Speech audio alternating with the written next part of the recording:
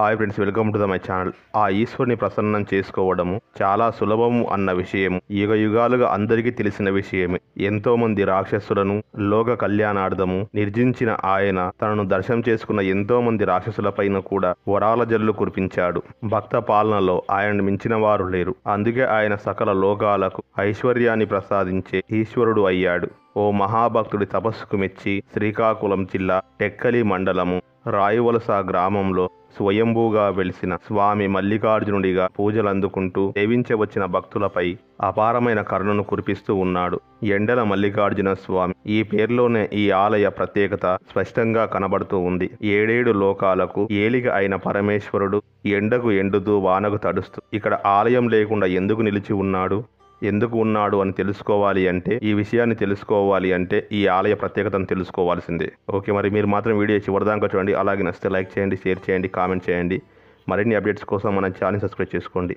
ఎండకు ఎండుతూ వానకు నాను ఆకాశమే కప్పుగా శ్రీకాకుళం జిల్లా టెక్కలి మండలం రాయివలస గ్రామంలో కొలువు తీరిన స్వామి గురించి తెలుసుకుందాము. శ్రీకాకుళం జిల్లా టెక్కలి మండలము రాయివలస గ్రామంలో స్వయంభూగా వెలిసిన ఎండల మల్లికార్జున స్వామి ఆలయము ఇది. స్వామికి ఇక్కడ ఆలయము లేదు. స్వయంభూ లింగము పట్టబయల్లో ఎండకు ఎండుతూ వానకు తడుస్తూ ఉంటుంది. అందుకే స్వామివారి దర్శన భాగ్యం దూరభారం నుంచి వచ్చే భక్తులకు కూడా నిరంతరాయంగా కలుగుతుంది. స్వయంభూగా వెలిసి కోరి కొలిచిన భక్తులను అనుగ్రహిస్తూ వరాల జల్లు కురిపిస్తున్న ఈ స్వామికి ఆలయం కూడా లేకపోవడము విచిత్రంగానే ఉంటుంది. త్రేతాయుగంలో రావణ సంహారం చేసిన తర్వాత శ్రీరామచంద్రమూర్తి సపరివారంగా వానర సైన్యంతో కలిసి అయోధ్యకు తిరుగు ప్రయాణమయ్యాడు.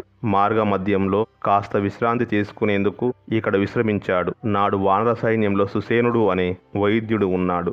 ఆయనే లక్ష్మణ స్వామికి సంజీవిని మూలికతో తిరిగి స్పృహ తెప్పించిన వైద్యుడు. చుట్టుపక్కల ప్రాంతాల్లోని ప్రజలు అనేక రకాల విధాలైన రోగాలతో బాధపడుతున్న విషయాన్ని కూడా సుసేనుడు గ్రహించాడు. ఈ ప్రాంతం యొక్క సౌందర్యానికి, ప్రశాంతతకు ముగ్ధుడయ్యి ఆయన ఇక్కడ కొంతకాలం పాటు ఈశ్వరుడి కోసం తపస్సు చేసుకోవాలని భావించి రాముడిని అనుమతి కోరాడు. కొంతకాలం తర్వాత అయోధ్యలో ఉన్న రామచంద్రమూర్తికి సుసేనుడి సంగతి గుర్తుకు వచ్చింది. సుసేనుడి క్షేమ సమాచారం తెలుసుకుని రమ్మని హనుమంతుణ్ణి రాయివలసకు పంపించాడు. కానీ ఇక్కడికి వచ్చిన హనుమంతునికి సుసేనుడు తపోముద్రలో శాశ్వత సమాధిలో వెళ్లిపోయారన్న విషయం తెలిసింది. అయోధ్యకు వెనుదిరిగి వెళ్లి రాముడికి ఈ సమాచారాన్ని అందించాడు. ఉటావుటిన అయోధ్య నుండి బయలుదేరి రావివలసకు వచ్చిన రాముడు సుసేనుడి సమాధి పైన ఉన్న జింక చర్మాన్ని తొలగించాడు. అప్పుడు చూడగా సుసేనుడి శరీరం విచ్ఛిన్నమయ్యి స్వయంభూ పార్థివలింగము ఉద్భవించిన దృశ్యము కనిపించింది. అలా రామభద్రుడు ఈ స్వామిని పూజించే సమయంలోనే లింగం అంతకంతకు పెరిగిపోతూ ఉండడాన్ని గమనించాడు.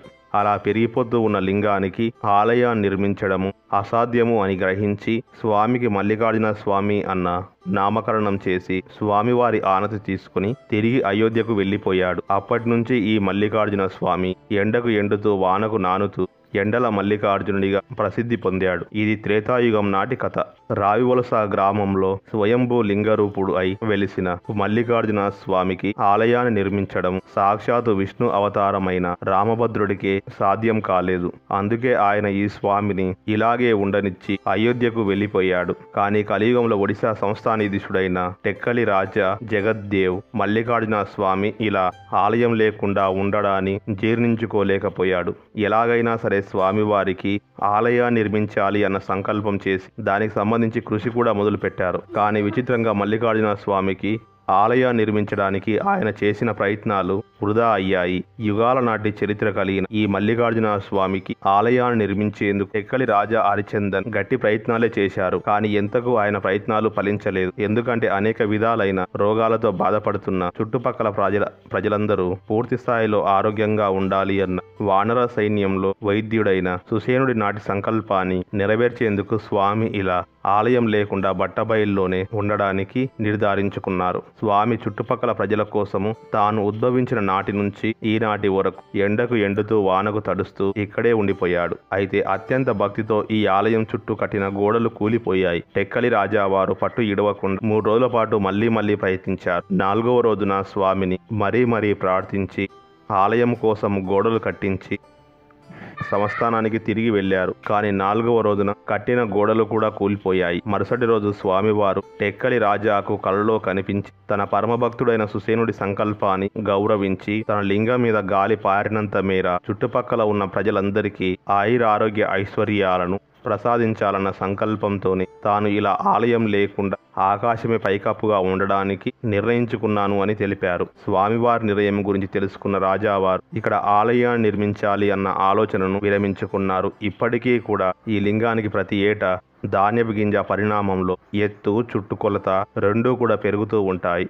సుసేనుడి పార్థివ దేహం నుంచి స్వయంభూగా ఉద్భవించిన సూర్య పార్థివలింగం కనుక ఈ శివలింగానికి ఈనాటికి ఆలయ నిర్మాణం జరగలేదు. కనుక ఈయనకు ఎండల మల్లికార్జున స్వామి అనే పేరు వచ్చింది అని ప్రతీది. త్రేతాయుగంలో రామచంద్రమూర్తి ఎండల మల్లికార్జున స్వామిని అర్చించి సేవించే సమయంలో ఈ స్వయంభూ లింగం మీదుగా ఒక పెద్ద సుడిగాలి ఉద్భవించి చుట్టుపక్కల ప్రాంతాలన్నింటినీ చుట్టేసిందట. ఆ సుడిగాలి ప్రసరించినంత మేర చుట్టుపక్కల ఉన్న వారందరూ పూర్తిగా రోగ విముక్తులు అయ్యారట. అలా ఈ స్వామి ఆరోగ్య ప్రసాదికుడిగా పేరుగాంచాడు. ఈనాటికి ఇక్కడికి వచ్చిన భక్తులు స్వామివారికి అభిషేకం చేసిన తీర్థం తీసుకుని ఒంటికి రాసుకుంటే చర్మరోగాలు పటాపంచలైపోతాయి అని చెప్తారు. ఈ స్వామిని సేవించిన వారికి ఆరోగ్య సమస్యలు పూర్తిగా తొలగిపోతాయని చుట్టుపక్కల ప్రాంతాల ప్రజలు బలంగా విశ్వసిస్తారు. అలాగే ఈ స్వామి సంతాన ప్రదాయకుడిగా కూడా చాలా ప్రసిద్ధి. సంతానం ప్రసాదించమని స్వామిని వేడుకోవడం కోసం ఇక్కడికి వచ్చిన భక్తులు స్వామివారికి మొక్కుకుంటారు. స్వామివారి అనుగ్రహంతో సంతానం కలిగిన తర్వాత మల్లికార్జున స్వామికి భక్తితో తలపాగా చుట్టి మొక్కు తీర్చుకుంటారు. స్వామివారికి తలపాగా కట్టే వస్త్రం దాదాపుగా 10 మీటర్ల పొడవు ఉంటుంది. ఎండల మల్లికార్జున స్వామి దయతో సంతాన భాగ్యం పొందిన భక్తులు తమ పిల్లలకు స్వామివారి పేరు వచ్చే విధంగా పెట్టుకుంటారు. అందువలన ఈ ప్రాంతంలో మల్లన్న, మల్లమ్మ లాంటి పేర్లు చాలా ఎక్కువగా కనబడుతూ ఉంటాయి. సాధారణంగా శైవాగమన ప్రకారం స్వయంభూగా వెలిసిన శివలింగాలు తూర్పు ముఖంగా ఉంటాయి. కానీ ఎండల మల్లికార్జున స్వామి ఇక్కడ పశ్చిమ ముఖంగా వెలిశారు. ఈయన సజ్జోజాతముఖుడు. ఈశ్వరుడికి ఉన్న 5 ముఖాలలో సజ్జోజాతానికి అనుగ్రహం చాలా ఎక్కువ. పశ్చిమ ముఖంగా ఉన్న స్వయంభూ శివలింగాన్ని సేవించిన భక్తులకు 4 రెట్ల ఫలం అధికంగా కలుగుతుంది అని ప్రతీది. ఎత్తులో కానీ కైవారంలో కానీ ఎండల మల్లికార్జున స్వామి లింగం భారతదేశంలోకెల్లా అతిపెద్ద శివలింగం. ఏకశిల స్వయంభూ లింగం పశ్చిమముఖంగా కొలువుతీరి ఉన్న లింగం కావడము ఇక్కడి విశిష్టత. ఎండల మల్లికార్జున స్వామికి అతి సమీపంలోనే ఒక కోనేరు ఉంది. దీన్ని సీతాకుండం, సీతా పుష్కరిణి అనే పేర్లతో పిలుస్తారు. త్రేతాయుగంలో రాముడు సపరివారంగా ఇక్కడికి వచ్చినప్పుడు స్వామివారికి స్నానాధికాలకు నిత్యకర్మలు నిర్వహించుకోవడానికి నీళ్లు అందుబాటులో లేవు అని హనుమంతుడు పాదతాడనంతో ఈ కుండాన్ని సృష్టించాడు అని సీతమ్మ తల్లి ఇందులో ప్రథమంగా స్నానం ఆచరించింది కనుక ఇది సీతాకుండం అయ్యిందని స్థల పురాణం చెప్తుంది. శివరాత్రికి స్వామివారికి ఉత్సవాలు ముగిశాక ఉత్సవమూర్తికి ఈ పుష్కరిణిలోనే త్రిశూల స్నానం చేయించడం ఆనవాయితీ. త్రేతాయుగంలో రామచంద్రమూర్తి అర్చించే సమయంలోనే ఎండల మల్లికార్జున స్వామి తన మహిమను చూపించాడు అని ఇక్కడి స్థల పురాణం చెప్తుంది. రామభద్రుడి కండ్ల ముందే స్వామివారు చుట్టుపక్కల ప్రాంతాల్లో ఉన్న ప్రజలందరినీ రోగ విముక్తులని చేశారట. దీనికి సంబంధించిన ఒక కథ ఈ గ్రామాల్లో విస్తృతంగా ప్రచారంలో ఉంది. ఈ ప్రాంతవాసులకు స్వామి ఆరాధ్య దైవము. ఈ ఎండల మల్లికార్జున స్వామిని దర్శించుకున్న భక్తులకు నెరవేరని కోరికంటూ లేనే లేదు అని ఇక్కడి వారు చెప్తూ ఉంటారు. స్వామి మహిమలు తెలుసుకున్న దూర ప్రాంతాలకు చెందిన భక్తులు కూడా చాలా పెద్ద సంఖ్యలో ఇక్కడికి రావడం విశేషం. ముఖ్యంగా కార్తీక మాసంలో మహాశివరాత్రి పర్వదినాన భక్తులు చాలా హెచ్చు స్థాయిలోనే ఈ ఆలయానికి తరలి వస్తూ ఉంటారు.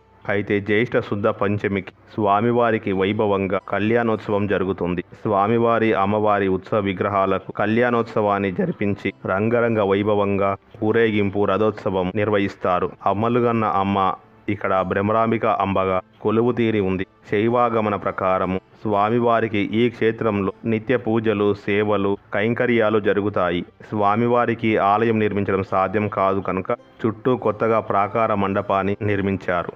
ఈ ప్రాకార మండపంలో అమ్మవారిని, గణపతిని ప్రతిష్ఠించడం కోసం ఉప ఆలయాలను కూడా నిర్మించారు. కానీ ఇంతవరకు ఉప ఆలయాలలో మూలమూర్తుల ప్రతిష్ఠ జరగలేదు. ఆలయ దర్శన వేళలు ఉదయం 5 గంటల నుంచి, అంటే కేవలం ద్వారాలు తెరవడం మాత్రమే, మధ్యాహ్నం 12 గంటలకు నైవేద్యాన్ని సమర్పిస్తారు. సాయంత్రం 6 గంటలకు స్వామివారికి ఆరతి ఇస్తారు. ఆరతి తర్వాత రాత్రి 7 గంటలకు మళ్ళీ బయటి ద్వారాలు మూసుకుంటాయి. కానీ దూరవారం నుంచి వచ్చిన భక్తులు 24 గంటలు స్వామివారిని దర్శించుకోవచ్చు. ఈ ఆలయం దేవాదాయ శాఖ ఆధీనంలో మార్గంలో ఉంది. ఇక ఈ ఆలయానికి ఎలా చేరుకోవాలి అంటే దేశంలోని అనేక ప్రముఖ ప్రాంతాల నుంచి శ్రీకాకుళానికి నేరుగా బస్సు సౌకర్యం ఉంది. రైలు సౌకర్యం కూడా ఉంది. టెక్కలి నుంచి రావి వలసకు బస్సు ప్రయాణ సౌకర్యం అందుబాటులో ఉంది. ఇక్కడ కార్తీక మాసంలో మొత్తం నెల రోజులు భక్తులు పెద్ద ఎత్తున తరలి వస్తారు. కార్తీక మాసంలో ప్రతి సోమవారం చాలా పెద్ద ఎత్తున ఇక్కడ జాతర నిర్వహిస్తారు. శివరాత్రి పర్వదినాన స్వామిని సేవించి తరించేందుకు ఈ క్షేత్రానికి వచ్చే భక్తుల సంఖ్య